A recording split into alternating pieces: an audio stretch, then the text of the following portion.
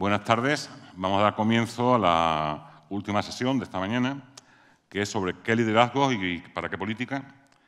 Liderazgos políticos desde la innovación y el liderazgo global a lo local, ¿no? Estamos en la mesa, me acompaña Rafael Rubio, que es catedrático de Derecho Constitucional de la Universidad Complutense de Madrid, Verónica Fumanal, que es politóloga y es presidenta de la Asociación de Comunicación Política. Es presidenta, vale. Y Antonio Solá, que es presidente de la Fundación Liderar con Sentido Común y cofundador de la Escuela Política Fratelli Tutti. Muchas gracias. El tema que vamos a ver ahora está muy relacionado con la sesión anterior. En este caso vamos a hablar de los líderes, pero también mezclaremos algo con el tema del discurso político y del mensaje que se comunica a la sociedad. Estamos en un momento crucial, yo creo que de la historia mundial, en una coyuntura de fuerte fricción a nivel internacional, con un periodo de guerra abierta en Europa, cuando parecía impensable hace un año, y en un mundo muy polarizado. Y también a nivel más local, a nivel español, en los últimos años, se ha debatido también en la mesa anterior, pues asistimos también a una polarización del discurso político, en el sentido de no voy a decir lo que dice el otro, ni medias verdades, no voy a decir lo contrario, simplemente porque lo dice el otro lanza otro mensaje, ¿no? Yo creo que eso es malo sobre todo para el cumplimiento de los objetivos que nos planteamos como sociedad a nivel de Naciones Unidas para paliar los efectos del cambio climático y ir mejorando la situación del planeta. Y bueno, pues tenemos aquí tres expertos que nos pueden decir cómo ven ellos la realidad en este momento y qué soluciones se pueden ver o atisbar a corto plazo, ¿no? Por lo tanto, tiene la palabra, vamos a empezar en esta ronda por... Como he presentado de orden de derecha a izquierda, por ahora, Antonio, tú primero. Bueno, joder, yo que miraba para allá. Iremos cambiando. Bueno, Juan José, muchísimas gracias. Muchísimas gracias a Sejib, a Nacho, a Luciana, por favor, presidenta, y a la propia universidad. Gracias por habernos convocado hoy aquí. Yo quiero dejar algunos puntos sobre lo que creo que está pasando en el mundo del liderazgo y tratar de responder a la pregunta doble y añadir una más: ¿qué tipo de líder, para qué tipo de política y para qué tipo de sociedad?, que es la parte que yo estoy queriendo añadir. Lo primero que quiero decir en el contexto es que estamos viviendo, me alegra un montón que vengan chicas y chicos de aquí de la universidad, porque estamos viviendo un fin de era civilizatoria, aunque no lo parezca. Y esto es fundamental entenderlo, porque esto está como si fuera un efecto dominó, doblando la realidad que hoy estamos viviendo. El fin de era civilizatorio tiene fundamentalmente tres síntomas. El primero es el nacimiento de un nuevo ser humano a partir de los más o menos años 2000, 2005, que tiene que ver con el desarrollo de un nuevo nivel cerebral, lo que se ha llamado el cuarto nivel cerebral, que es un cerebro holístico, una especie de supraconsciencia, y que son estas chicas y chicos que hoy ya están en la universidad y que se están incorporando a la vida adulta y que, entre otras cosas, más allá del cerebro holístico y de supraconsciencia, tienen la capacidad de ser educados de abajo arriba por parte de los padres, pero sobre todo tienen la capacidad de educarnos a las generaciones mayores. El segundo síntoma muy importante es la detonación de las 5 grandes religiones y de lo que representan, y eso está cambiando el status quo en nuestros países y en el mundo, y desde luego en lo local. Y, por supuesto, el fin de un ciclo político fundamental en donde, entre otras cosas, se está detonando no solo lo que son los partidos políticos y la institucionalidad política en nuestros países, en el mundo entero, en África, en Europa, en América, en Asia, en Oceanía, sino que además el componente ideológico que los ha pegado por estos años para la polarización, para la discusión, está absolutamente rota. Lo que viene es un mundo sin ideologías, un mundo, aunque no lo parezca, un mundo en donde de alguna manera el pragmatismo, que fue parte del siglo pasado, quizás después de la Segunda Guerra Mundial, hecho realidad, digamos, el siglo XXI en esta tercera década. ¿Qué líderes necesitamos? Lo que no necesitamos es, y voy a hablar de los políticos a los que quiero, respeto y que están haciendo un enorme esfuerzo en tiempos de incertidumbre, los liderazgos que necesitamos son fundamentalmente colaborativos, cooperativos, altruistas, solidarios y compasivos. La compasión es una mirada no religiosa, sino una mirada que nos permite ponernos en el lugar del otro. Cooperativos, colaborativos, compasivos, solidarios y altruistas. Son 5 componentes fundamentales que hoy no tienen nuestros políticos, porque la verdad es que, al menos lo que a mí me pasa trabajando con ellos, tendemos a encerrarnos en vez de abrirnos a un mundo global local que necesita exactamente de eso. Requerimos políticos que tengan líderes que tengan sentido común y, sobre todo, que tengan 2 características muy importantes asociadas a una tercera. Que tengan la capacidad de reducir el dolor propio y ajeno en tiempos pandémicos y pospandémicos, que tengan la capacidad de ayudarnos a cumplir, a conquistar las metas que por nosotros mismos no podemos. Ese tipo de liderazgo necesitamos y, sobre todo, y más importante, que estén asociados a los valores de lo femenino. El papel de la mujer y los valores asociados a los femeninos son trascendentales para lo que viene de aquí en adelante, y yo confío en que eso sea cada vez más potente y más real.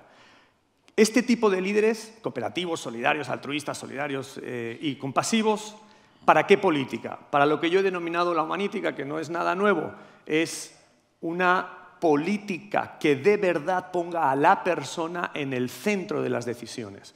La humanítica es la hija de la buena voluntad y el sentido común. El sentido común no está presente en las mesas de diálogo, por eso, entre otras cosas, como decía Joan antes, la polarización nos conviene, la polarización nos sirve, hacemos negocio de la polarización, todos nos va bien, tiene rentabilidad electoral. Sin embargo, lo que hoy necesitamos es una mesa de conversación con esos políticos de sentido común, hijos de la buena voluntad y del sentido común, una mesa en donde en esa mesa estemos dispuestos a llegar con pensamientos débiles y no pensamientos fuertes. Los pensamientos fuertes son los ideológicos y son los que ya no nos sirven. Los pensamientos débiles son aquellos en los que uno está dispuesto a escuchar al otro, entender al otro y tomar y cooperar en las decisiones que necesitamos desde la perspectiva del otro. Por eso es tan importante este evento aquí en Huelva, y anoche en la cena lo hablábamos, de la periferia al centro. Los centros están cada vez más abandonados, Madrid, Barcelona, en términos teóricos, pero tenemos que lograr que ahora sean en términos prácticos. Ya voy a terminar para que podamos aquí escuchar a los compañeros. De la periferia al centro es la gran revolución que viene, de la persona, de donde van a hacer la nueva política, hacia las personas, y de la periferia al centro y no de los centros a la periferia. ¿Qué tipo de sociedad necesitamos? Necesitamos, que es la parte que yo he añadido, a qué tipo de líderes, a qué tipo de política y, desde luego, qué tipo de sociedad. El problema no es de los políticos solo, el problema es de todos, y el problema es que nosotros no queremos involucrarnos como ciudadanos en la política. Necesitamos sociedades involucradas y activas, que estén despiertas, que estén dispuestas a saber que cambiando uno cambia tu hogar. Si cambias tu hogar, cambias tu barrio. Si cambias tu barrio, cambias tu ciudad. Si cambias tu ciudad, cambias tu provincia, tu comunidad autónoma, cambias tu país. Y entonces a lo mejor puedes cambiar el mundo. Pero todo empieza por uno mismo, y la verdad es que lo que hemos dejado de hacer es entendernos a nosotros mismos, tener escaso nivel de autoconsciencia y de crecimiento interior en nuestras sociedades, y por eso estamos, entre otras cosas, en un proceso de crisis fundamental, no solo de liderazgos, también de la política y de los políticos, y desde luego también de la ciudadanía. Por eso, para construir un mundo mejor, que sí es posible, requerimos volver de nuevo al origen, el origen del ser, el origen de la persona y el origen de estar dispuestos a inspirarnos a nosotros mismos para cambiar las cosas. Es una revolución que no solo viene de la periferia al centro, no solo viene desde la unidad para superar el conflicto, sino que viene fundamentalmente de entender quiénes somos, qué hacemos aquí, qué propósito buscamos y cómo, con pensamientos débiles, estamos dispuestos a colaborar, a cooperar, a sentir, a pensar y después a hacer. Muchas gracias. Muchas gracias.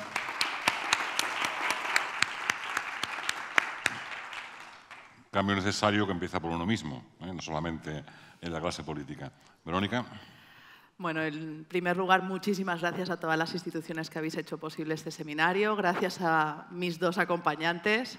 Me gustaría ser más, sinceramente. Muchas mujeres entre el público y pocas aquí, pero es una reivindicación que tengo obligado a hacer porque hay mujeres, Cristina, maravillosas, que cada vez más tomamos los puestos de representatividad, de liderazgo, y que venimos más que a pedir permiso, a pedir perdón por lo que vamos a hacer. A partir de ahí, vamos a hablar de liderazgo. Es verdad que es un fenómeno que a mí me apasiona, que lo estudio, que continúo estudiándolo porque es un fenómeno tremendamente complejo.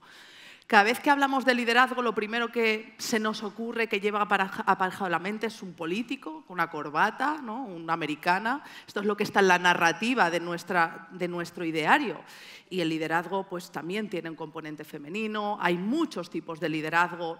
Y además, contrariamente a lo que puede parecer, el liderazgo no es un fenómeno estrictamente personal.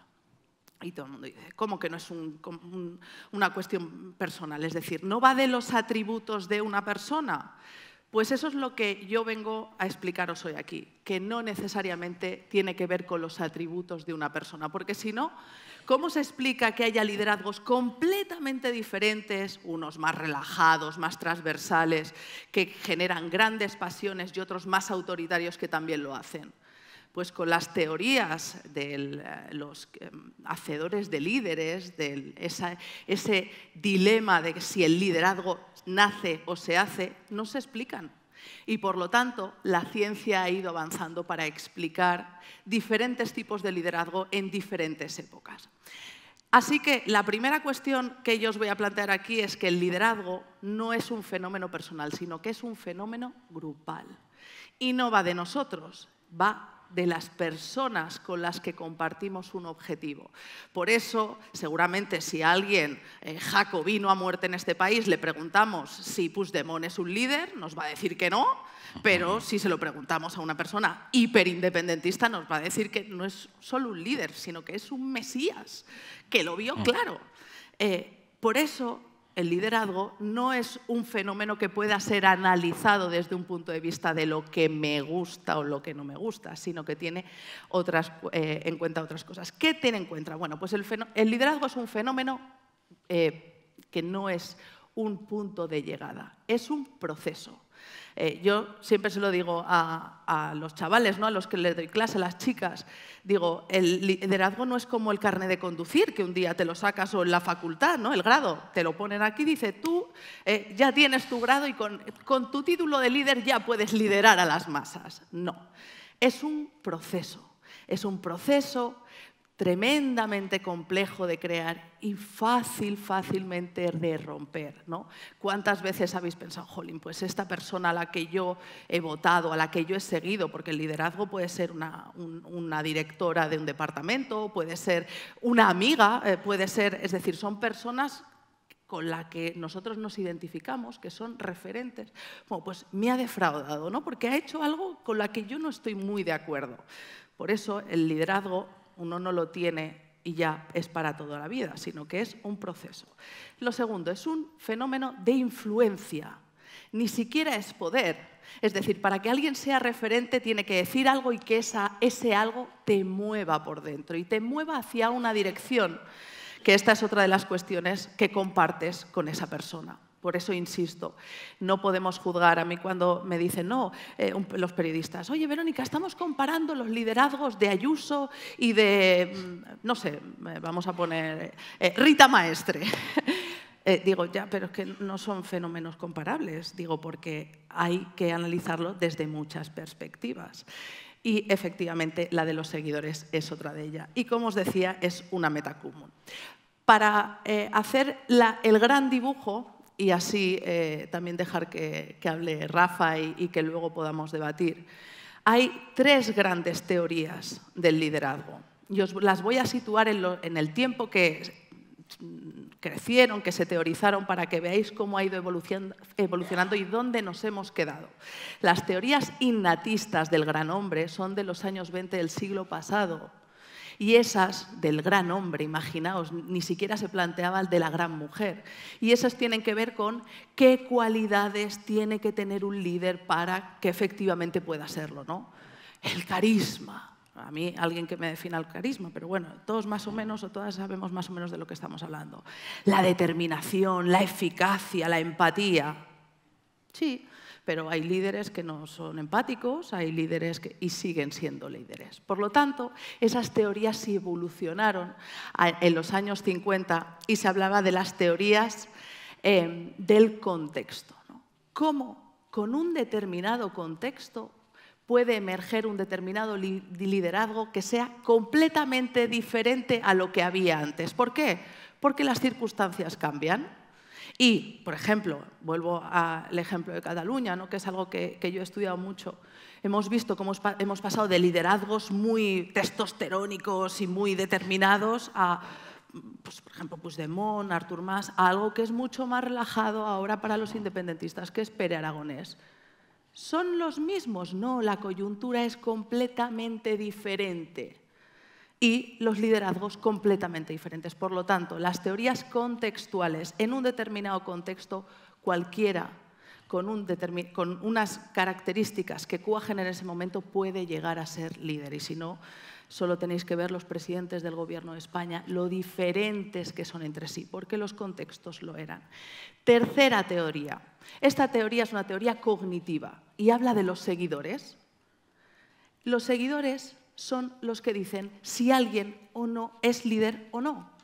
Y por lo tanto, dentro de una misma organización política o dentro de una misma organización universitaria, la gente considera que alguien merece ser seguido o no.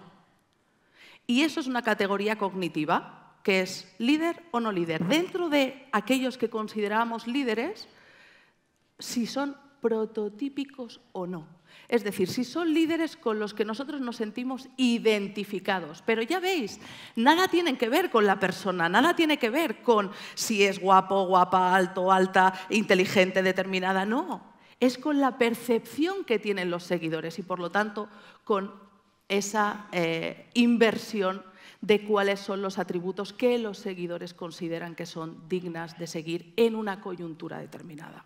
Por lo tanto, se genera un triángulo que es la persona, los seguidores y el contexto, sin el cual no se puede triangular la eficacia o no de un liderazgo en un momento determinado, independientemente de si es alto, carismático o no.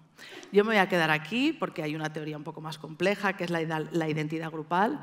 Si queréis luego la podemos desarrollar, pero me gusta que cuando hablamos de términos de liderazgo lo hagamos con la ciencia en la mano en un contexto universitario, ¿no? Porque es tremendamente importante para no hacer juicios de me gusta o no me gusta. Bueno, pues eso estás hablando del liderazgo para ti, pero no a lo mejor para el grupo del que estamos hablando.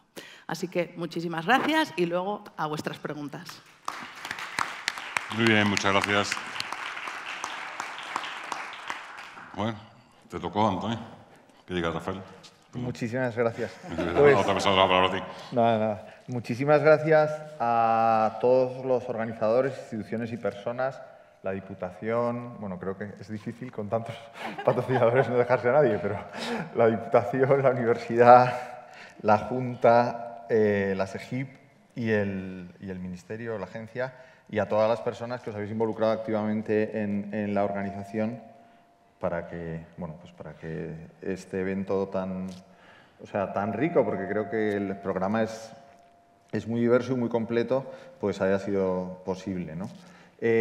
Yo voy a intentar hablar del liderazgo desde una perspectiva adaptativa, por decirlo de alguna manera, ¿no? Porque creo que a veces pecamos de tratar de decir cómo tienen que ser los líderes y, como decía Verónica, de alguna manera tratamos de poner una serie de normas esenciales para ser líder. Y yo creo que la única norma esencial para ser líder, y perdón, porque puede parecer paradójico, incluso contradictorio en mi caso, es la capacidad de adaptación, es la flexibilidad. O sea, un gran líder es aquel que sabe leer, en mi opinión, que sabe leer y que se adapta a eso para poder liderar. Y sin esa capacidad de lectura, sin esa capacidad de adaptación, me parece que es muy difícil ejercer los liderazgos, ¿no? Que hay personas con unas grandes virtudes que, como un famoso chiste de New Yorker de hace ya muchos años, lideran a nadie, ¿no? Dice, yo soy el líder, pero nadie lo sabe, por decirlo de alguna manera. Yo soy el líder, pero no hay nadie siguiéndome, ¿no? Entonces,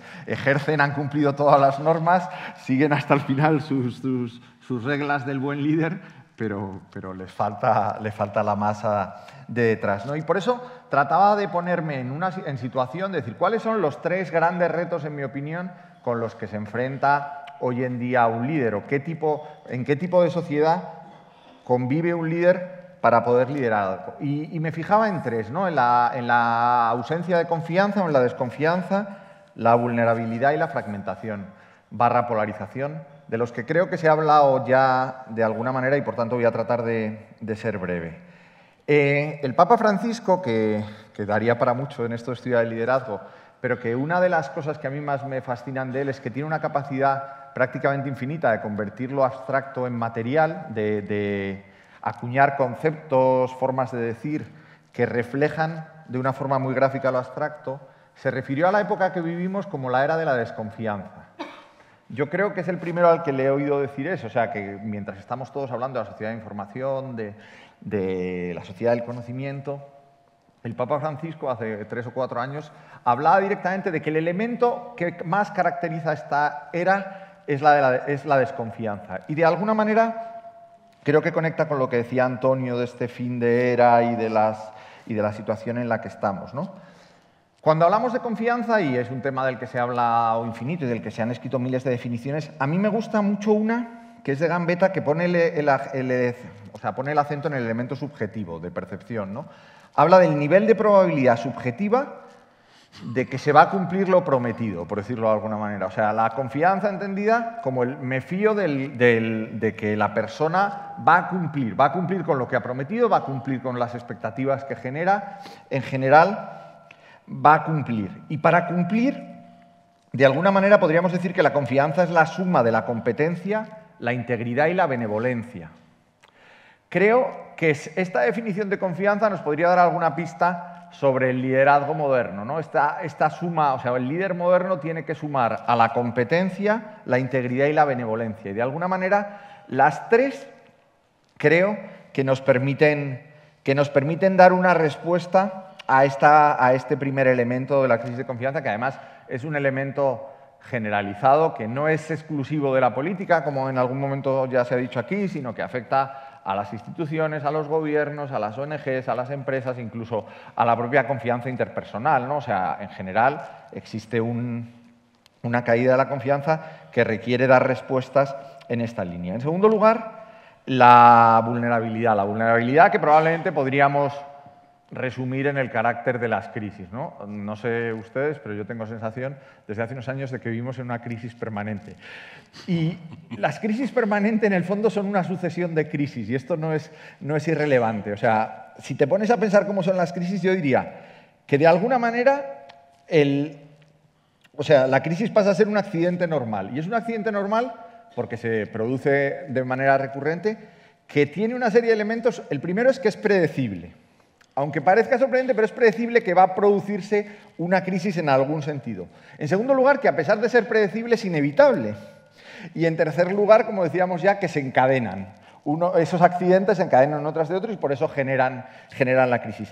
Frente a esto, lo primero que se produce, en mi opinión, en la sociedad es una especie de imposibilidad de pensar en el futuro. Cuando uno vive en crisis permanente, vive permanentemente resolviendo el presente, vive permanentemente en una situación de inmediatismo que va más allá de nuestra gestión del tiempo, sino que afecta sobre todo a nuestra perspectiva. Una sociedad en crisis es una sociedad a la que le cuesta mirar hacia adelante, es una sociedad que tiene verdaderos problemas para tener expectativas. Y hoy mismo decía Raúl Oliván, que vendrá después, en una frase que me he apuntado porque me gusta mucho, que no hay contrato social sin fe en un futuro mejor para tus hijos o para ti mismo. Nadie vota por el pasado, decía. El éxito de un proyecto político radica en su capacidad de interpretar el futuro. La nostalgia no genera mayorías. Es un tuit súper redondo, pero que me parece que refleja bastante bien esta necesidad, esta ausencia de perspectivas que genera la crisis y esa necesidad, de la que hablaré después muy brevemente, de ofrecer perspectivas. El tercer elemento, del que ya se ha hablado, tiene que ver con 3 microelementos. En primer lugar, que vivimos en sociedades más heterogéneas que nunca, ¿no? En sociedades que se parecen entre sí cada vez menos y en las que conviven personas cada vez más distintas. Entre otras cosas, por lo que decía Antonio, del elemento religioso, pero no exclusivamente, hay una serie de elementos en los que, o sea, cada vez hay menos elementos comunes que conforman la sociedad, y eso es un gran reto desde el punto de vista social y también desde el punto de vista jurídico, porque al final hay que dar respuesta a sociedades que no comparten los mismos valores, que no tienen los mismos principios, y eso genera problemas. En segundo lugar, junto a la heterogeneidad, de forma evidente, hablamos de sociedades o vivimos en sociedades cada vez más fragmentadas. Y como consecuencia directa, por definición, podemos decir que la heterogeneidad, pero sobre todo la fragmentación, acaba generando sociedades más polarizadas en las que de esta desconfianza de la que hablábamos antes se pasa de manera casi directa a la irritación, ¿no? A un tipo de protesta social fragmentada, pero generalizada, que podría parecer contradictorio, pero no lo es, ¿no? O sea, hay muchas protestas sociales que, aunque no compartan lo mismo, se reúnen o se juntan en las calles. Y esto, evidentemente, dificulta mucho las respuestas. Frente a esto, ¿qué respuestas caben? Y yo me planteaba una para cada uno de los tres problemas, ¿no? El primero, frente a la crisis de confianza. Creo que uno de los grandes retos de los líderes es el hacer frente al decir, por decirlo de alguna manera. Es reforzar el hacer frente al decir. Aquí me podría extender mucho porque es un tema al que le he dado muchas vueltas hasta convertirse en una obsesión, ¿no? O sea, yo creo, y aquí estamos tres personas que nos hemos dedicado, que nos dedicamos a esto, que la comunicación política o el monopolio de la comunicación política sobre la política, se puede decir de otras formas, está haciendo mucho daño a la democracia, ¿no? O sea, cuando lo primero que preguntan los líderes ante una crisis, ante una situación, ante un problema es ¿qué decimos en lugar de qué hacemos? Tenemos un problema, y yo creo que todos los que hemos trabajado con líderes lo hemos experimentado, ¿no? Estos chats que hoy en día se han convertido en la mesa de gobierno, o sea, el lugar desde el que se gobiernan, los móviles son el lugar desde el que desde donde se toman las decisiones y se gobierna. Lo primero que aparece cuando pasa algo es ¿ha pasado esto? ¿Qué decimos? Porque necesitamos entrar en la ventana mediática, necesitamos que los medios de comunicación hagan referencia. Y yo, en un momento dado ya, que quizá estaba de vuelta de todo, siempre tenía la misma costumbre, que es decir, oye, perdona, ¿qué pensamos? Y después ya cuando me digas qué pensamos, o sea, como consultor externo, si quieres, te puedo decir qué decimos o qué diría yo, pero vamos a pensar antes de decir y, sobre todo, vamos a hacer antes de decir, en mi opinión, ¿no? Porque creo que si la política tradicionalmente debería tener tres patas, las políticas públicas, la política como articulación de consensos y la comunicación, cuando la comunicación crece mucho, el taburete se desequilibra. Y el taburete en el que la comunicación se convierte en un elemento casi exclusivo acaba abandonando las políticas públicas o haciendo malas políticas públicas y acaba renunciando a la política como el arte de alcanzar consensos en la sociedad, que, como hemos visto ya cuando hablamos de la fragmentación, es un elemento esencial.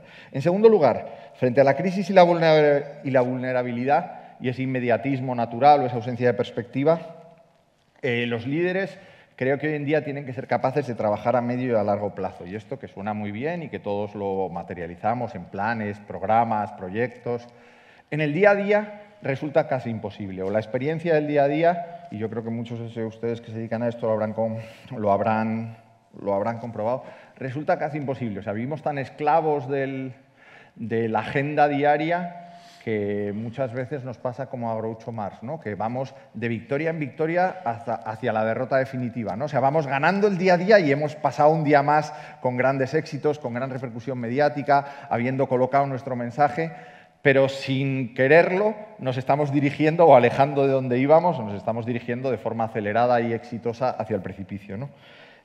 Por eso es necesario la perspectiva, por eso es necesario ser líderes que sean capaces de levantar la cabeza y decir a dónde vamos, y decir que cuando estamos yendo, aunque parezca que con éxitos, en otra dirección, nos equivocamos. Y en tercer lugar, frente a la fragmentación e integración, ¿no? Y con esto acabo. O sea, yo creo que uno de los grandes problemas que os decía antes de las sociedades ahora es que son más diversas. Quizá no es un problema, y quizá de hablar de problema no es lo más adecuado.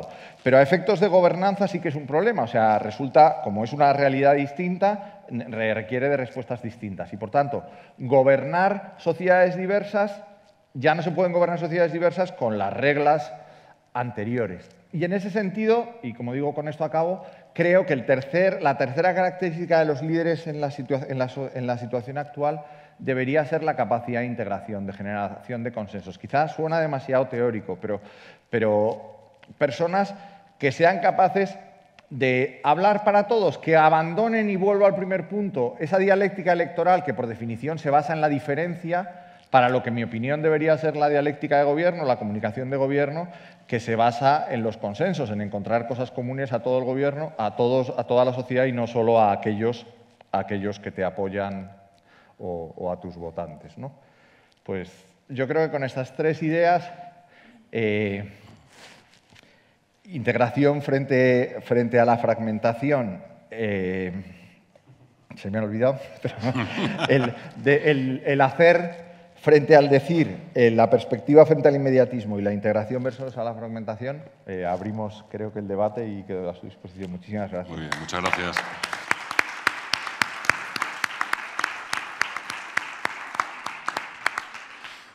Bien, yo estaba esta mañana, me coincidía un seminario de un proyecto de investigación en el que estábamos trabajando sobre sistemas expertos. Y uno de los ponentes, un compañero de aquí de Huelva, pero que está en una universidad en Madrid, y es uno de los investigadores más reconocidos en este campo de inteligencia artificial, comentaba un modelo que habían diseñado para que un edificio reconociera emociones en las personas que estaban en el edificio, en la sala. Claro, aquí podemos hacer lo mismo. Una vez definida cuáles son las características que debe de cumplir un líder, podríamos utilizar ese modelo teórico con esas características, con esas cualidades, una vez que tenga la técnica para reconocerlo, ¿no?, de testarlo, para decir si los líderes que tenemos son adecuados. ¿Son adecuados o son realmente líderes, ¿no? Y esa es mi pregunta en primer lugar. ¿Son los líderes actuales los que la sociedad necesita en este momento y en esta coyuntura tan crítica? Eso sería. Si queréis, empezamos ahora por Verónica. ¿Vale? Es que a mí me parece que esa pregunta redunda un poco en las teorías que creo que ya nos sirven para valorar los liderazgos. Aquí, ¿qué estamos? ¿20 personas? ¿30? ¿40? Si yo... Fantástico, un líder.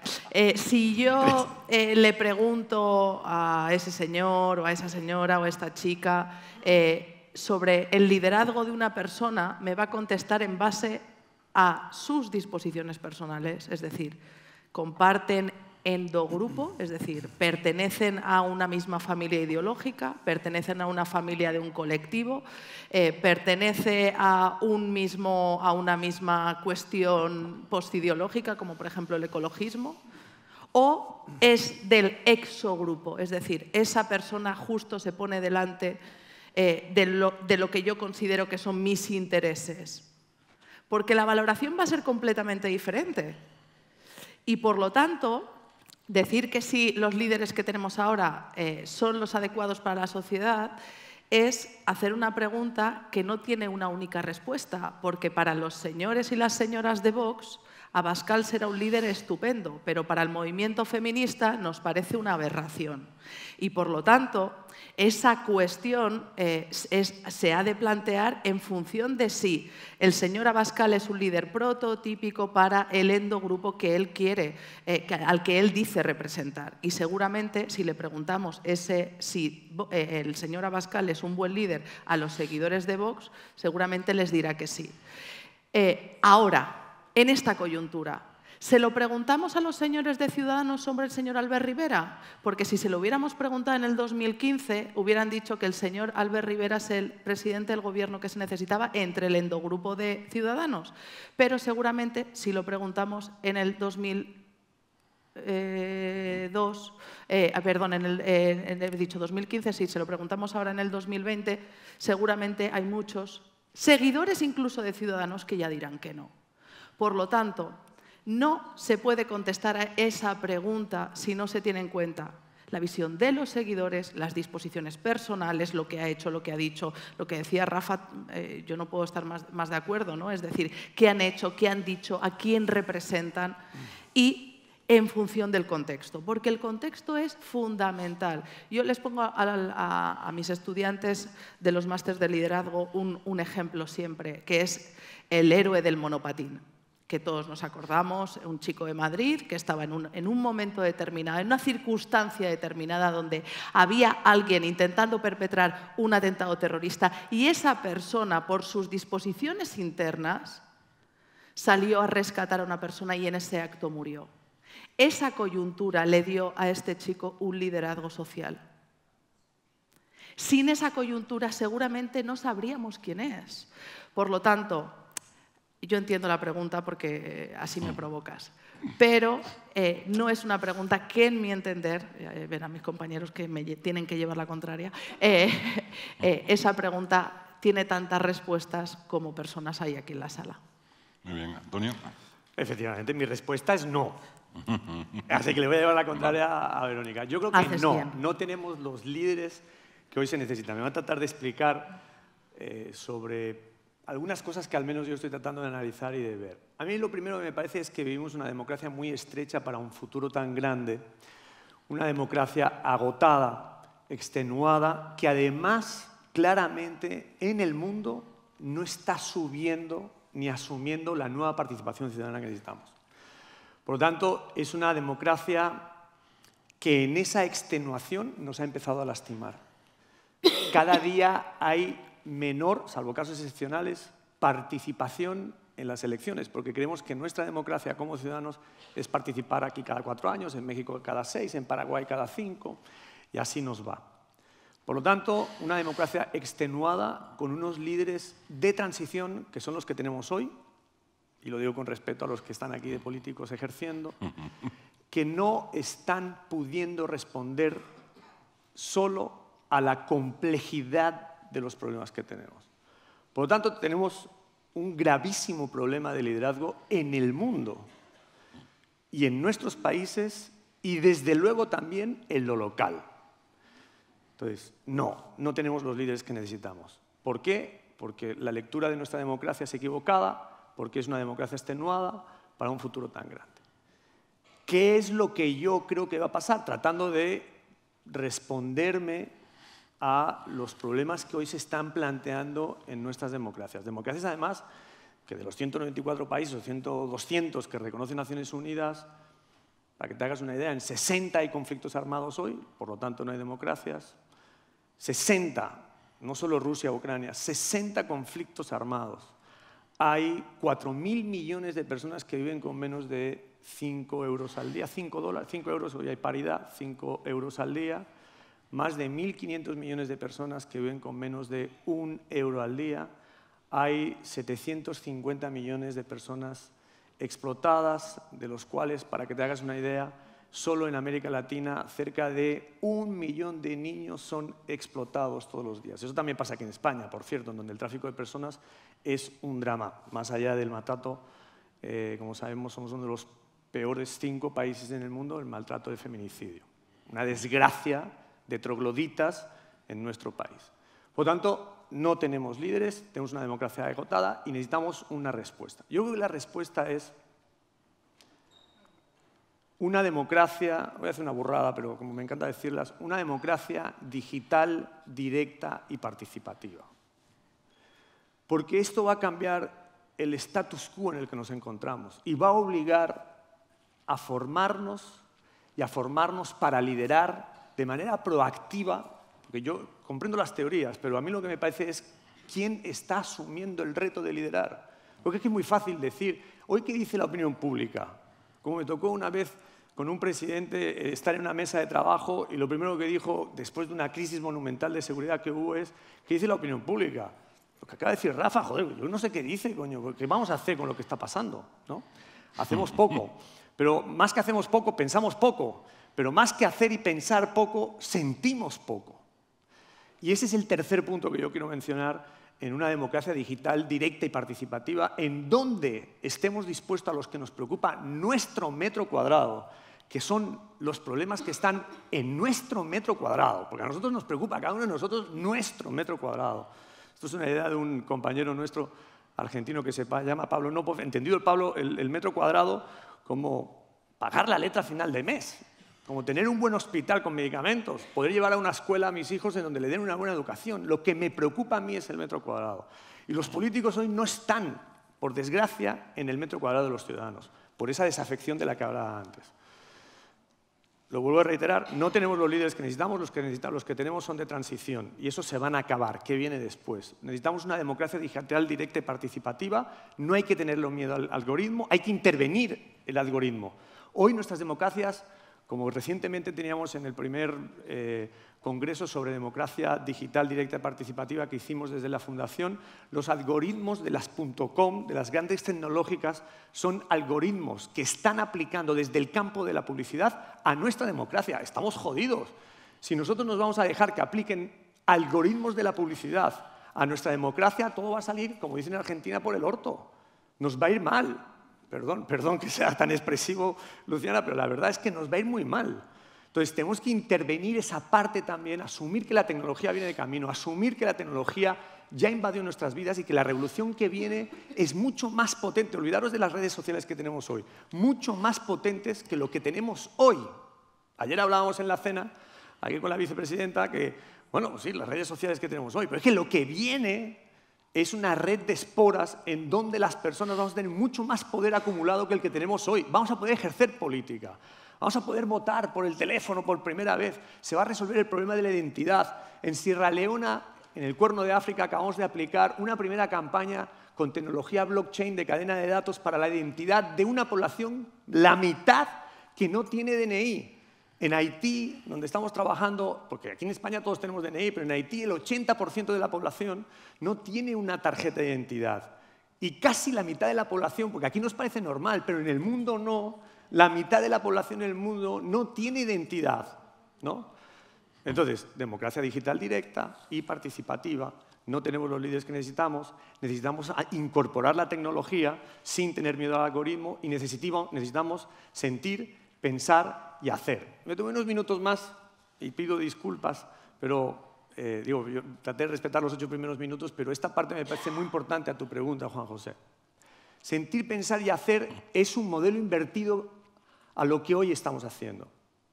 Y tiene que ver con entender que antes que la comunicación está la política, siempre ha estado la política. Lo que pasa es que hemos destruido la política desde ese monopolio que dice muy acertadamente Rafa con la comunicación política. Hemos destruido la política. No es de imagen, se trata de identidad, porque hemos desconectado la imagen de los procesos identitarios, de lo local, lo global y lo global local. Y no estamos dispuestos a arreglar a eso porque estamos cómodos en nuestros sillones. Pero no solo eso, en la identidad sobre la imagen. Entender que sentir, pensar y hacer va sobre la cultura, después sobre la política y después la comunicación, es darle vuelta a la caja que hoy está presente en la mesa de la política. Primero es la cultura, y no es la cultura no es un cuadro, la cultura entendida como la forma en que los ciudadanos desarrollamos nuestros hábitos de vida para resolver nuestra vida. Primero es la cultura, luego es la política y luego es la comunicación. Y el liderazgo interviene la cultura, no interviene la política y no interviene la comunicación. Y el liderazgo tiene que sentir primero, luego pensar y luego hacer. ¿Y por qué? Porque la razón, y aquí estamos en una universidad y a mí me enseñaron mis padres, mi padre maestro fundamentalmente y mi madre ama de casa, que la razón me iba a salvar la vida y eso es lo que menos me ha salvado, la razón. Sí, el sentimiento y el sentir. Digo que la razón individualiza, pero el sentir pluraliza. Y nuestra política hoy, más allá de esa escala de la que también hablábamos, credibilidad, confianza, afecto e interés, porque nadie cree en quien no confía, nadie confía en quien no quiere, nadie quiere a quien no le interesa y nadie le interesa a quien no le gusta conocer, porque es una escala humana de animales que termina en la credibilidad, que es la moneda de transacción del voto, requiere pluralizar, porque si no pluralizamos nos vamos a ir a la mierda. Sentir es pluralizar. Sentir es el nuevo liderazgo que necesitamos. Por eso digo que los que tenemos hoy, me atrevo a decirlo, no nos sirven. Sentir pluraliza, la razón individualiza. Y sentir empata con la cultura. Y después con la política y después con la comunicación. Y me he quedado tan a gusto. Muy bien. Muchas gracias. Rafael.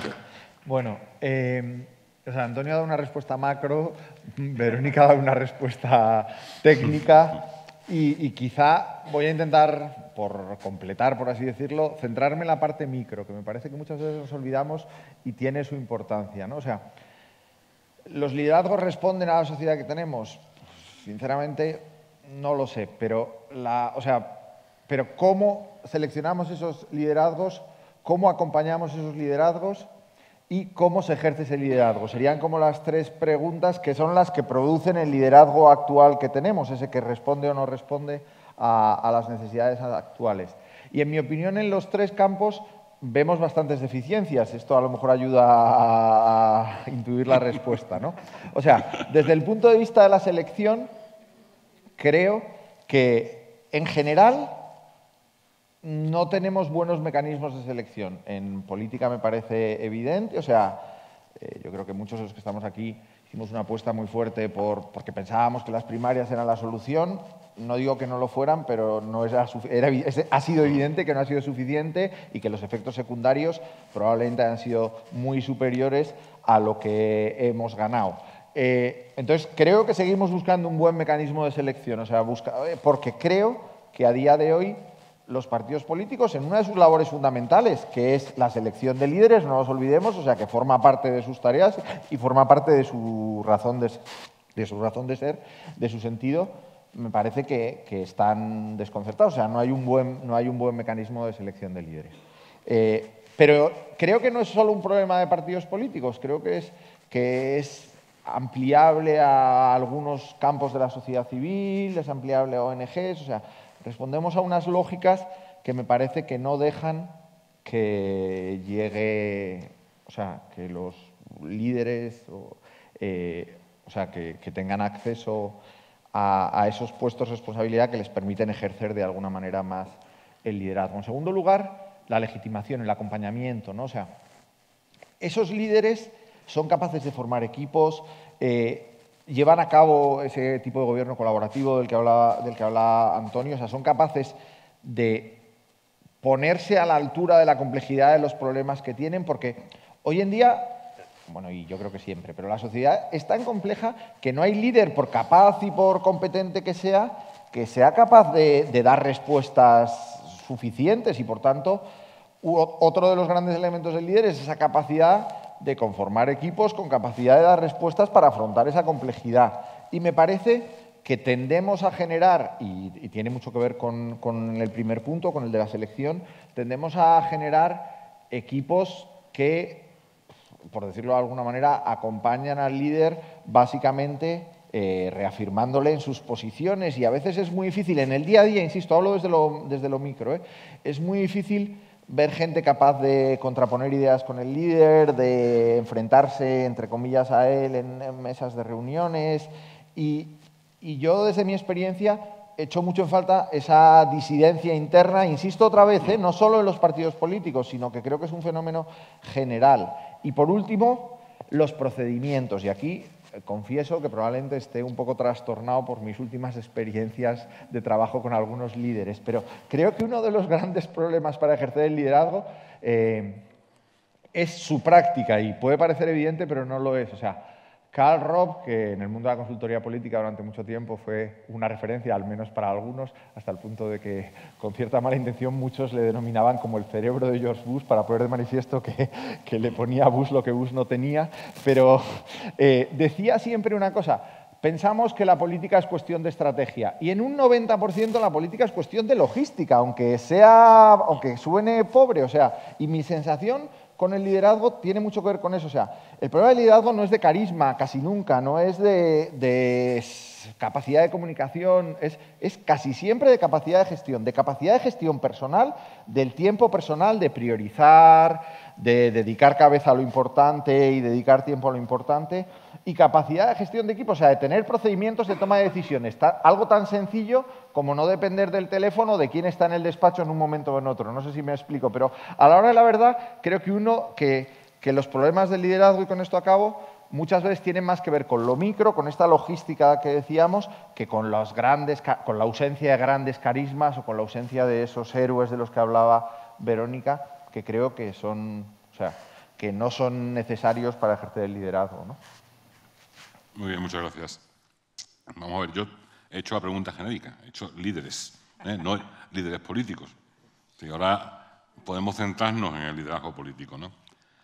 Me ha satisfecho bastante algo que ha dicho Rafael, y es cuál es el proceso de selección de líderes actualmente imperante en la política. ¿Cómo se llega a ser líder? ¿Qué currículum hay que tener para ser líder? Yo creo que mucho lo percibimos o lo vemos a través de los medios, a través de quién triunfa o quiénes triunfan como líderes o lideresas en los partidos políticos. Bueno, en principio, como decíamos, una situación contextual. Es decir, es la mayoría de los que tienen la capacidad de elegir el líder piensa que puede ser la persona idónea para resolver en un momento concreto la situación del partido o la respuesta a las demandas sociales o, lo que es peor, la posible imagen que haga que la sociedad piense y crea, estamos hablando de probabilidades subjetivas, como tú comentabas, piense y crea que esa persona puede ser la solución. En realidad no es así. Los procesos son primarias, pero generalmente las primarias se hacen ya entre líderes o lideresas. Es decir, que ahí ya está formado.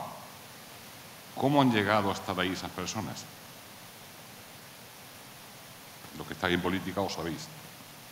Los que no están en política lo perciben, ¿no? Entonces, ¿hasta qué punto no estamos dando en la política lo que comentabais también de el discurso que doy es el que yo pienso que la gente quiere oír? Y por lo tanto, ese discurso hace además que esa idea que supuestamente, o esa idea que yo me he hecho sobre el discurso político que necesito para incrementar mi popularidad, pues se extienda además más. Pero claro, el discurso político es contrapuesto. Pues mi siguiente pregunta iría por ahí. El mensaje que dan, ya no los líderes políticos actualmente, sobre los grandes problemas de nuestra sociedad. Yo pongo, por ejemplo, en el caso español actualmente, lo mismo estamos diciendo que no hay cambio climático y se niegan abiertamente por parte de unos líderes políticos, o que la situación es más grave que la actual.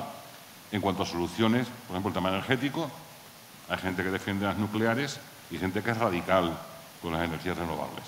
Bueno, pues el mensaje que están transmitiendo nuestros políticos es realmente un mensaje coherente con las necesidades de la sociedad, llamado mensaje y políticos.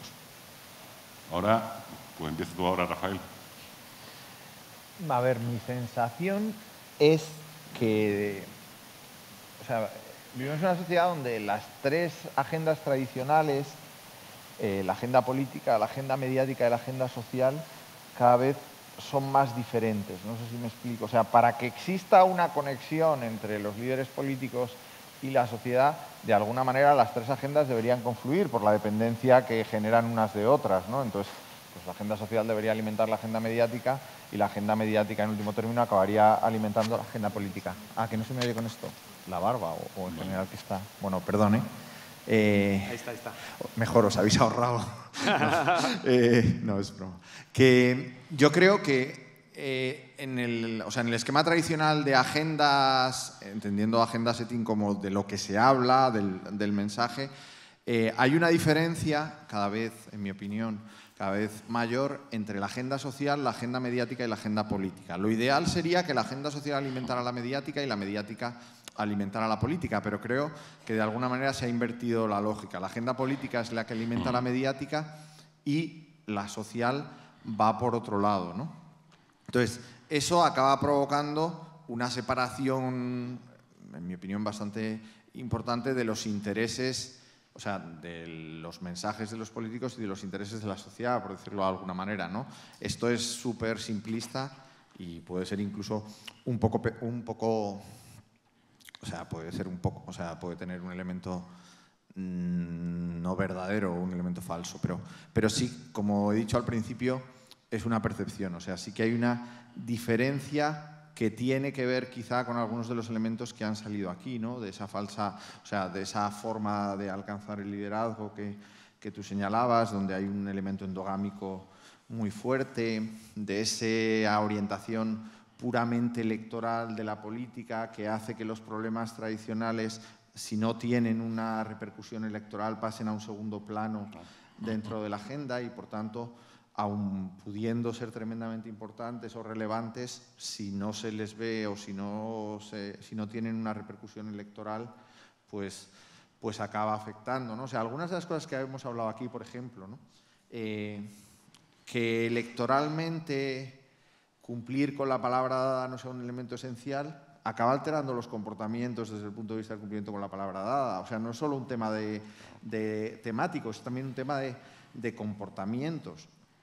Y, en mi opinión, desde esa perspectiva yo creo que sí que es importante, o sea, demagógicamente diríamos que pisar más la calle, pero no es verdad, porque o sea, en general creo que los políticos están en la calle. Creo que es un problema más de sintonía y de tratar de disociar lo que es realmente importante de lo que puede tener repercusión electoral. Muy bien. Verónica. Bueno, voy a discrepar, porque llevamos aquí una hora zascándole a los políticos y a las políticas y, sinceramente, me parece tremendamente injusto.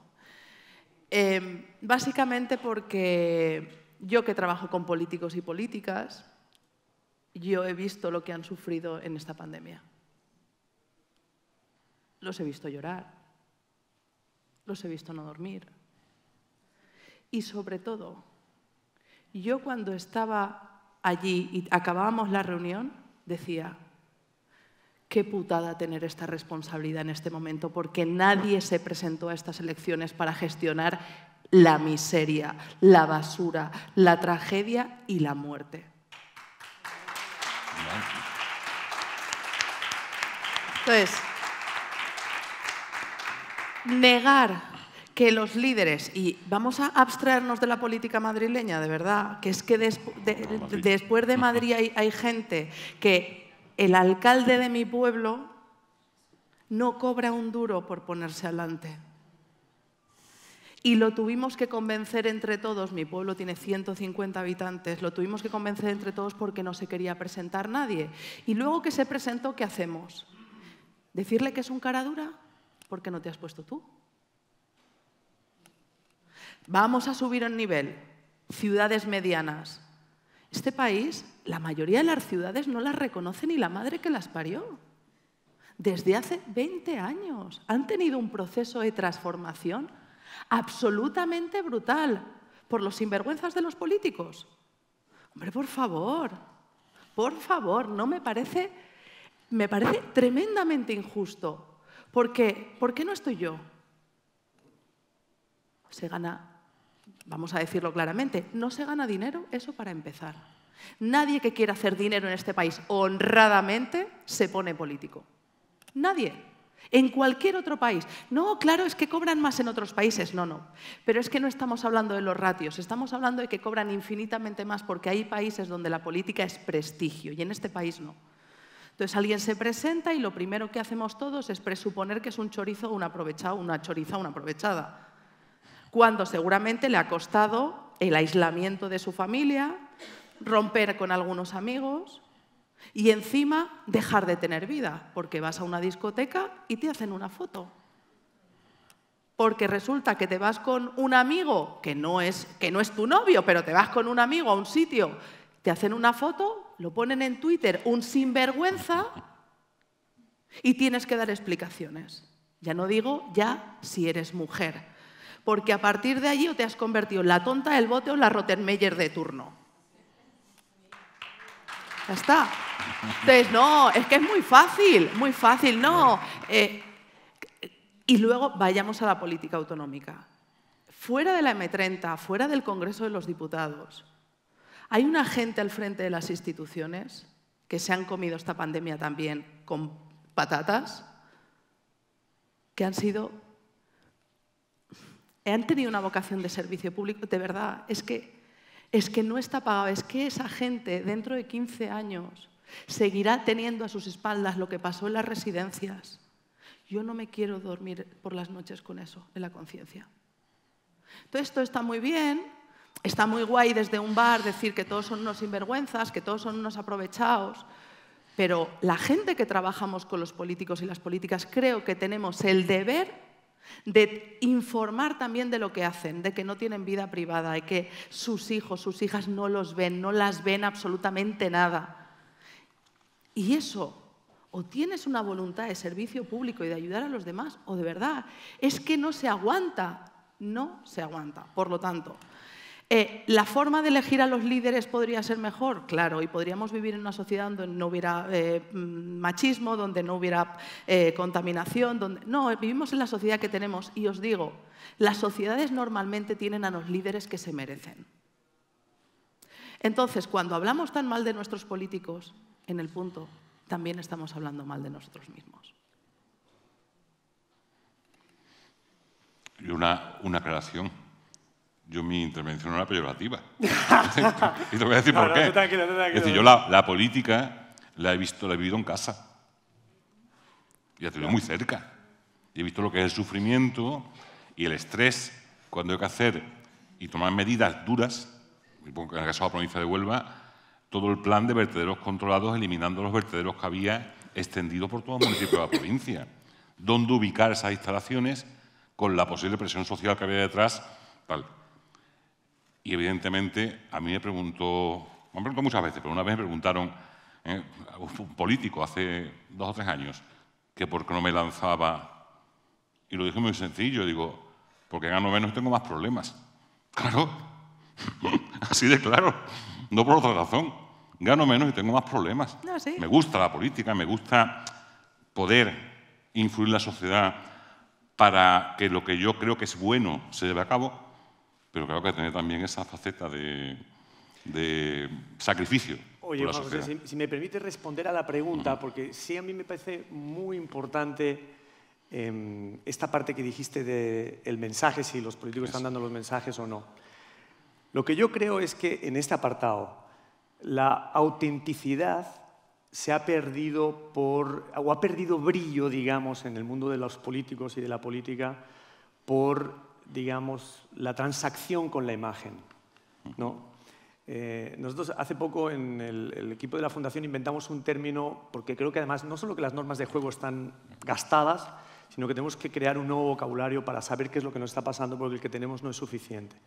Inventamos un concepto que lo definimos como la politictainment, que es la política del entretenimiento. Y eso es en lo que estamos.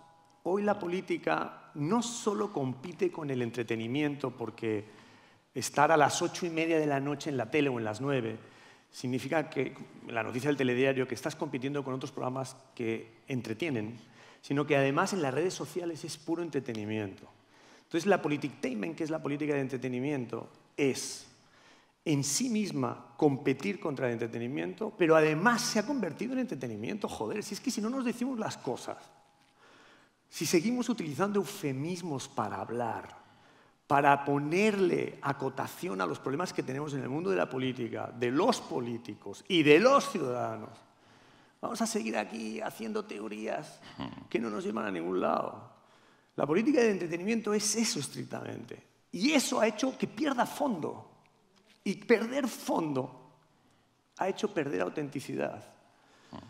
Y eso no hablo por España, yo no vivo en España, vivo en Ecuador. mi esposa es política, imagínense si defiendo al gremio. Pero por el amor de Dios, vamos diciendo las cosas. Es verdad que el 90% es logística. Es verdad que el 90% es logística. Pero también es verdad que hay un 10% de entender qué nos está pasando, qué estamos sintiendo, hacia dónde vamos. Y eso no lo estamos discutiendo. Entonces, si el mensaje no está empatando con las masas críticas de nuestros países, cada día votan menos personas. Cada día, un europarlamentario, ¿con cuánto sale aquí en España? Con el 23%. De cada 100 lo votan 23. Eso es gobernabilidad en el Parlamento Europeo, por amor de Dios.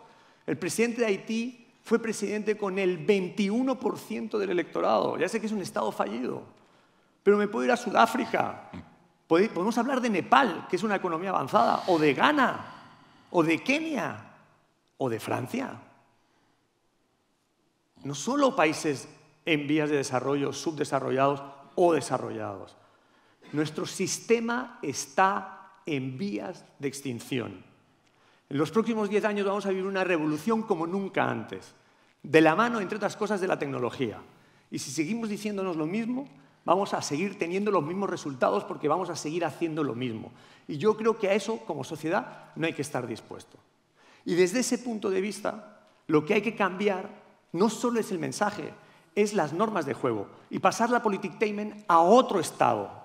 No solo hay que cambiar las normas de juego, sino que hay que cambiar también el vocabulario para definir los problemas que tenemos hoy y que vamos a tener en los próximos años. Y también, desde luego, y lo más importante para mí, es cambiar el sistema. Cambiar el sistema. Nuestra democracia aquí en España está agotada. ¿Por qué no nos atrevemos a cambiar la ley electoral que tanto decimos que nos ahoga a los ciudadanos? ¿Por qué no la cambiamos? Porque no nos hemos puesto a ello. Albert Rivera, que en paz descanse, cuando lo llevaba en la gaveta de su maletín, llegó al Congreso y lo puso en la gaveta, como tantos otros. Porque luego llegamos ahí, por más que cobren poco, pero estamos muy a gusto, joder. Estamos muy a gusto, no pasa nada. De verdad que yo lo que estoy diciendo no es contra los políticos aquí presentes, por favor. Me lo estoy diciendo a mí mismo. ¿Qué vamos a hacer? Y con esto termino. Cuenta la leyenda que Abraham Lincoln, en el lecho de muerte de su madre, ¿no? Su madre se giró y le dijo: hijo mío, esfuérzate por ser alguien. Esfuérzate por ser alguien. Pero no un presidente de Estados Unidos, por ser alguien. Sé alguien. Y entonces yo pregunto aquí, ¿qué quieres ser? Dime qué quieres ser. No qué quieres hacer o qué quieres tener en tu vida. ¿Qué quieres ser? Porque eso es el liderazgo. Porque eso es liderar tu vida. Porque eso es hacia adentro. Eso es empezar por ti mismo. Sé alguien. Sé alguien para ti mismo. No para el postureo de los 50.000 personas que hay aquí y que me van a ver y que me van a votar. Sé alguien. Sé feliz. Que hemos venido a ser felices. Hemos venido a eso. No hemos venido a acumular riqueza. No hemos venido a ser presidentes del gobierno. No hemos venido a eso. Eso es una consecuencia de... Sean felices, chicas, chicos. Que hemos venido a eso. A construir un legado que tiene que ver con la responsabilidad de una sociedad que tiene problemas y que no los estamos pudiendo resolver. Seamos y luego veamos qué hacemos. Muy bien. Muchas gracias. Bien, yo ahora tengo el encargo de la organización de que demos la palabra a los que estáis en la sala, si queréis intervenir. Tengo pedido una palabra por parte de la presidenta de la Diputación. Ahí viene el zasca. Aunque Verónica ya lo ha introducido, yo quería preguntarle a los diferentes ponentes si en la muestra que han tomado a la hora de establecer las características del liderazgo o en la experiencia que tienen con los diferentes líderes, habían tenido en cuenta las zonas rurales. Porque yo creo que aquí todos los compañeros que estamos perplejos de muchos de los datos que se están ofreciendo aquí y sobre todo también de los rasgos que se le están atribuyendo a lo que son las características de un líder, ¿vale? Y me explico. Una de las líneas la ha avanzado Verónica con el tema del COVID, ¿no? Esos alcaldes y alcaldesas de pueblos pequeñitos, tenemos aquí Javi, de Corte y Concesión, con 300 o 400 habitantes, no recuerdo bien, que cobran 1.000 euros, porque hubo un acuerdo en el que nada más que podía cobrar 1.000 euros. Tiene una responsabilidad de 24 horas en un pueblo pequeñito, de problemas súper pequeñitos. Lo hablaba esta mañana con Joan. Tengo la alcaldesa de Niebla, que solamente tiene 4.500 habitantes, a la compañera de Escancena, de Manzanilla. Pueblos, casi todos los que estamos presentes aquí, menores de 5.000 habitantes. Alcaldes que levantan las persianas, podemos decir, de sus negocios, en este caso, de sus ayuntamientos, a las 8 de la mañana. Y lo cierran a veces a las 10 de la noche. Madres como yo, que no saben qué es llevar a su niño a la guardería, al primer día de cole, ¿vale? O recogerlo, o no sabe si traen tarea o no traen tarea. Esas que comúnmente mucha gente nos dicen malas madres, ¿vale? El aspecto de la igualdad también está valorado dentro de esas características de líderes que vosotros habéis puesto. Me voy a lo que Antonio Sola decía. Hablaba de liderazgo colaborativo, cooperativo, comprensivo, solidario y altruista. Pues mira, si yo salgo de mi casa a las 8 de la mañana y regreso a las 10 de la noche y encima no tengo un sueldo al final de mes, yo creo que nadie podría dedicarse a la política, por mucho altruismo que queramos ponerle a las características de un líder. Los ricos, punto los número ricos. 1. Si hablamos, por ejemplo, hablaba Verónica, ¿no?, que los liderazgos dependían un poco pues, del contexto y de los seguidores. Yo le añado, a lo mejor también tenemos que añadir en esa característica del contexto, pero de las zonas rurales, que dentro del contexto pues tiene mucho que aportar.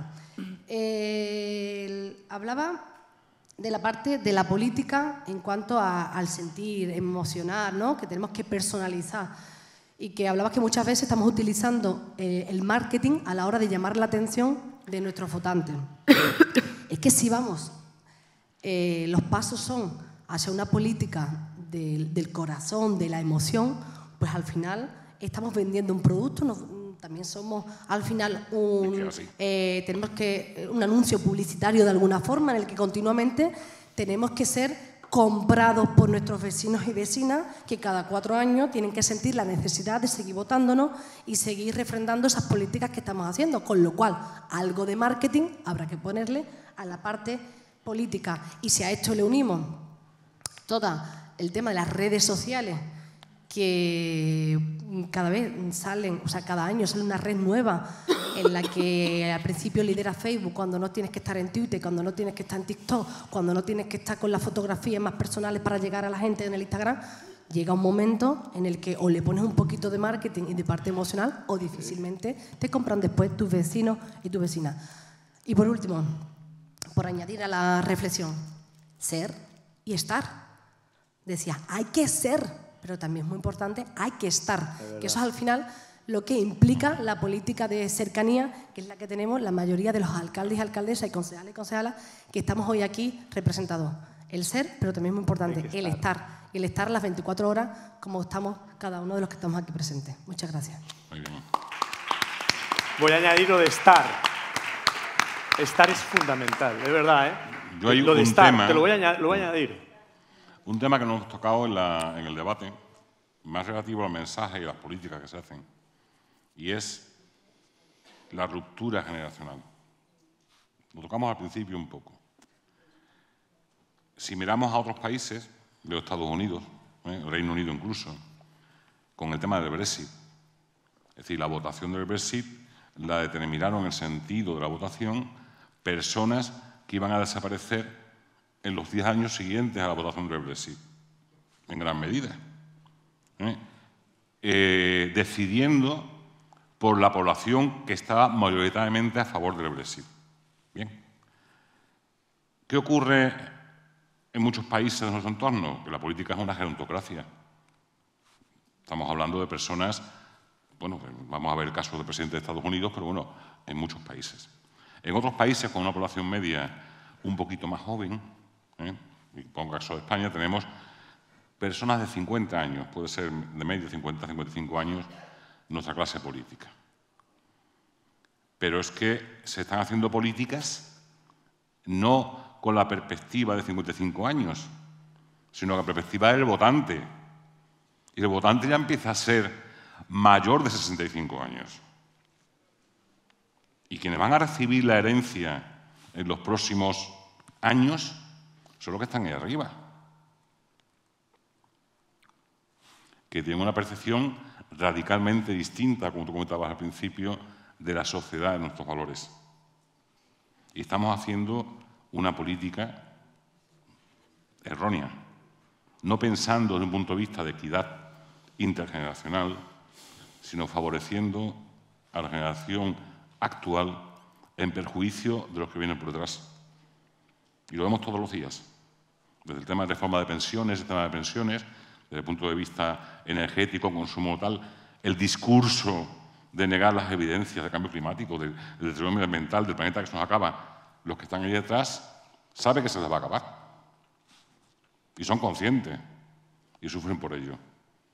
Los que estamos aquí, pues lo negamos incluso. Entonces, esa capacidad de ser ecuánime desde el punto de vista del conjunto de la sociedad es importante. Y no creo que no se ha valorado suficientemente, que tampoco lo tenéis en cuenta, en la cabeza, pero no se ha valorado suficientemente.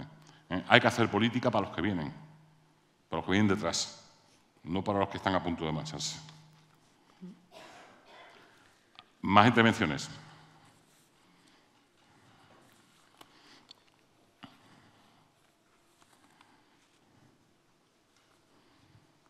Bueno, buenas tardes ya.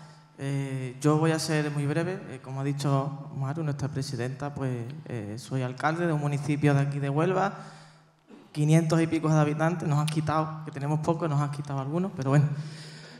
Y yo simplemente, breve, a Verónica pues le quiero agradecer sus palabras a favor de los compañeros y compañeras que estamos aquí, que realmente, ya no solo con la etapa COVID, sino el día a día general, que bueno, en este caso, y enlazo con lo que dice Antonio, yo quise ser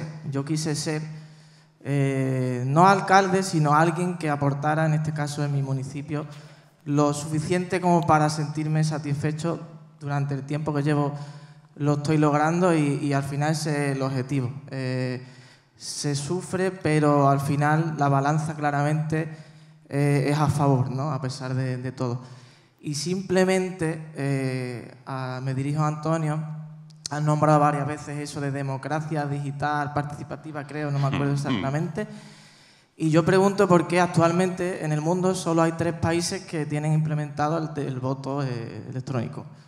¿Por qué en España? Porque he estado viendo y investigando a medida que ibas hablando, es cierto que leo que hay miedo a un voto electrónico. Y es curioso porque en el caso de los pueblos, normalmente donde más participación suele haber a nivel proporcional suele ser los pueblos. Y es donde hay muchas más personas mayores también. Entonces, te pregunto directamente, Claro. ¿cuándo se quitará ese miedo de las administraciones o de la sociedad o de quien sea para poder votar electrónicamente y que el porcentaje en unas generales no sea de un 60%, sino de un 90%? ¿Y cómo puede afectar eso también al panorama político, a la manera de interpretar las campañas, etcétera, etcétera? Claro, muy rápidamente. La democracia digital no es solo el día de las elecciones y que sean por métodos electrónicos. Es mucho más, es un modelo de participación totalmente distinto que yo creo que va a llegar. No ha logrado extenderse el modelo del voto electrónico porque ha habido fraude en muchos países. Luego en Estados Unidos, en Chicago, por ejemplo, con la empresa Smartmatic, que fue la encargada, fraude o alteraciones, digamos, ¿no? Indra participa en el proceso, la Tecnocom de Francia. Hay compañías que están tratando de asegurar que el algoritmo responda a la identidad que le da el botón. El problema es de identidad. Lo que yo creo es que en los próximos, probablemente de 3 a 5 años, la cadena de datos, lo que está en el mundo financiero, que es un mundo colaborativo, cooperativo, etcétera, la cadena de datos, vosotros conocéis lo que es las criptomonedas y blockchain, se está trasladando al problema de resolver la identidad de las personas en ese mundo. El metaverso, el problema que tiene es de identidad. No es un problema de comprar las tierras ahí en el metaverso. El del voto electrónico es exactamente lo mismo. Cuando esto se pueda resolver y que tú a través de tu teléfono o cualquier otra tecnología, por ejemplo, el chip que se inventó en Almería por un almeriense, que ya es subcutáneo y que la segunda versión, ya se vendieron 15.000 copias de ese chip, de la primera versión, la segunda ya trae tus informes médicos, trae tarjeta Visa o Mastercard, la que tú quieras, y trae tu expediente médico y va a traer tus datos, muy probablemente, la versión 3 seguramente, datos que tienen que ver con el DNI, con lo que es tu identidad. Cuando eso se resuelva, la identidad, el voto electrónico será una realidad extendida. Mientras, no se va a poder, porque desconfiamos los unos de los otros. Creo que Rafa o el Papa Francisco habló de la desconfianza. Desconfiamos entre nosotros. Entonces, oye, ¿quién es el dueño del algoritmo? ¿No? Es la primera pregunta que te haces como político. ¿Quién tiene el algoritmo? No, lo tiene aquel, ¿no? Si lo tiene aquel, prefiero el de toda la vida, ir y votar. Bueno, también hay una cuestión. Yo no tengo una opinión súper mega formada sobre si es oportuno o no el voto electrónico, pero hay un debate que sí que me parece muy pertinente, ¿no? Hemos estado viendo 7, 8 días un funeral absolutamente ritualizado, que eso ha permitido poner en valor y celebrar la importancia de las instituciones, ¿no? Con un ritual que no está inventado en este siglo. Bueno, no sé, la potencialidad era más de 4.000 millones de personas viendo eso, ¿no? Y todo el mundo pegado. Claro, un funeral tiene su ritual porque cognitivamente y emocionalmente los seres humanos hacemos una cosa que se llama el duelo y eso es necesario, ¿no? De alguna manera asumir que alguien se ha ido, pero el voto también tiene un componente de ritual. Y me parece que el activismo digital, que está muy guay, tiene un componente de frivolidad que me parece peligroso, porque te llega un mail, ¿quieres salvar a los galgos? Claro, voto. ¡Ah, qué bien! Mi conciencia está súper tranquila porque ya he contribuido con los galgos de este mundo firmando esta petición. No, pero es que los que están todos los días salvando los galgos son los que van a la protectora, los que le dan dinero, los que los sacan a pasear, los que se ponen en Madrid. Yo ahora porque vivo en Madrid, pero cuando vivía en Barcelona se ponían en Plaza Cataluña y con los chuchitos a ver si los podían adoptar, la gente que se lleva un galgo a casa. Pues con el voto es un poco lo mismo, es decir, el voto digital de alguna manera es, venga, vota, ah, pues genial, pum. ¿Quieres que el presupuesto de tu municipio tenga más dinero para parques? Sí, claro, sí. ¿Y quieres que tenga más dinero para centros de mujeres maltratadas? Sí. ¿Y quieres que...? Sí, vale. ¿Y cuál es el no? ¿A qué se lo quitamos? Lo digo porque para mí la política no es nada frívolo y yo me dedico a la comunicación política, que la tengo que defender porque también le han dado mandobles aquí por todos los lados. Es decir, yo entiendo la comunicación política como un elemento de pedagogía que permite que mi abuela, que tiene 103 años, y el catedrático de Derecho Constitucional un día se igualen el día que van a votar. Los dos valen, bueno, el de mi abuela vale un poco más porque voté en Huesca. Entonces, vale un poquito más que el tuyo. Bueno, yo estoy a favor de que los sitios que vivimos en sitios rurales un día contemos un poquito más. No pasa nada, que el resto del año estamos medio olvidados. Lo digo porque yo me acuerdo de mi abuelo. Mi abuelo iba el primero a votar. El primero. Porque él decía que él iba el primero a votar, se ponía guapo, se ponía su mejor chaqueta porque durante mucho tiempo no había podido ir a votar. Y yo no sé si mi abuelo estaría tan contento de votar así. Todo el rato, durante muchas cosas sobre la cual no tenemos información, que esa es otra. Pero yo prefiero que algunas decisiones que son tremendamente complejas no las sometamos al escrutinio público del sí o no de la tertulia, que es a lo que yo me dedico. Venga, sí, ¿por qué no?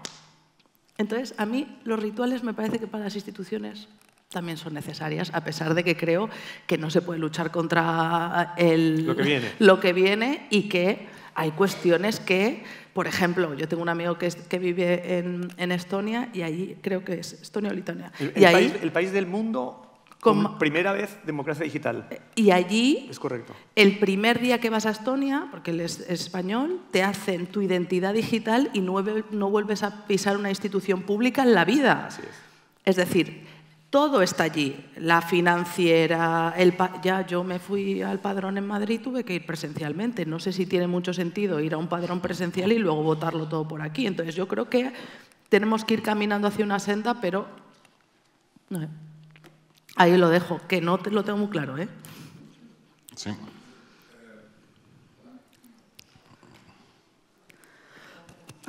Sí, ahora está.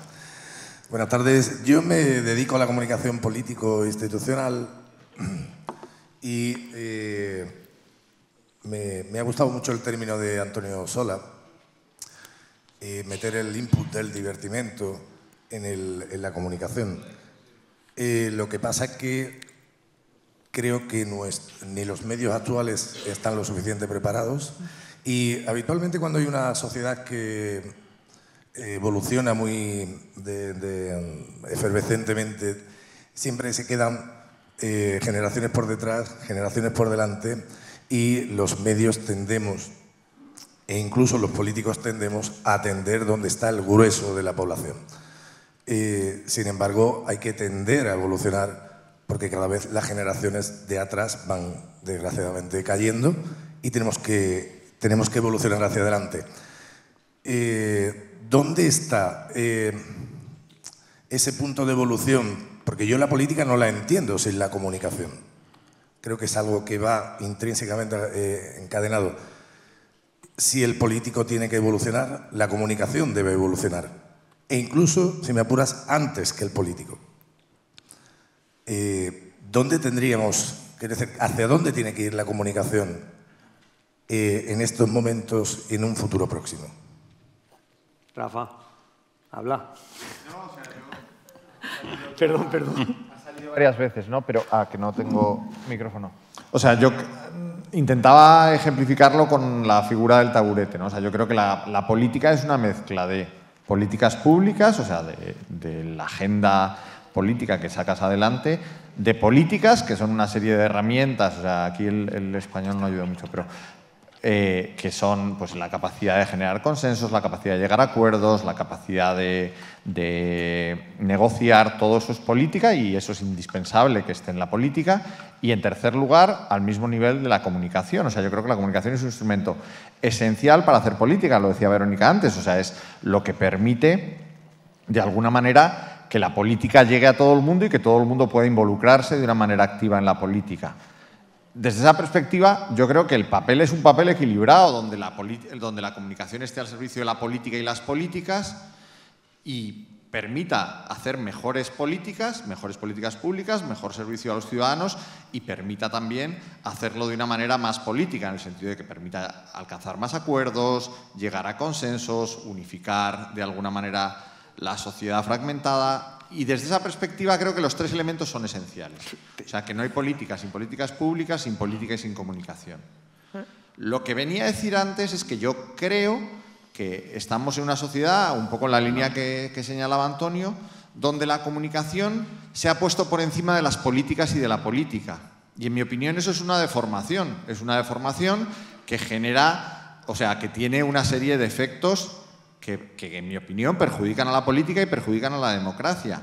Pero en ningún caso le quito ningún peso a la comunicación. O sea, creo que la comunicación, y además ha salido en las preguntas, es un elemento indispensable. O sea, y de hecho, creo que durante mucho tiempo la comunicación ha estado relegada a un segundo plano en la política y eso ha perjudicado a la política.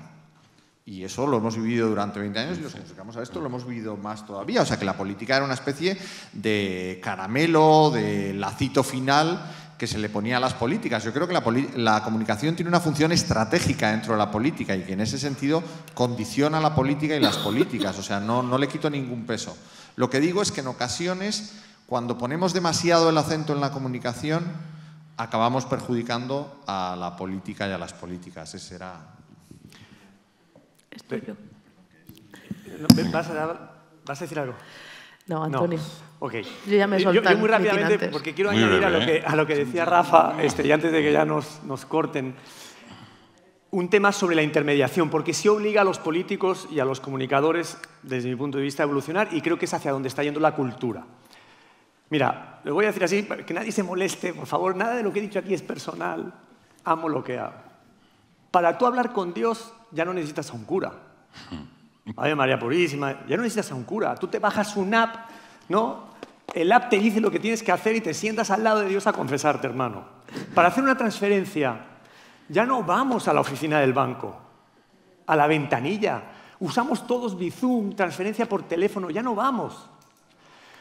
Para tú, con respeto también a los compañeros periodistas, yo soy periodista fracasado, ya no ves el tiempo, ya no ves el telediario, ya no escuchas la radio como antes, ¿sí? Porque tienes otro mundo, sobre todo los que están allá atrás, por el amor de Dios, ¿sí? Que van a llevar el teléfono aquí dentro de muy poco tiempo, porque el chip de aquí ya está yendo para acá.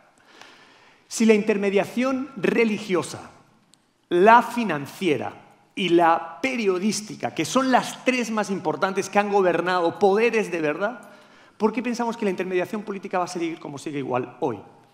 No va a ser así, alcaldes aquí presentes.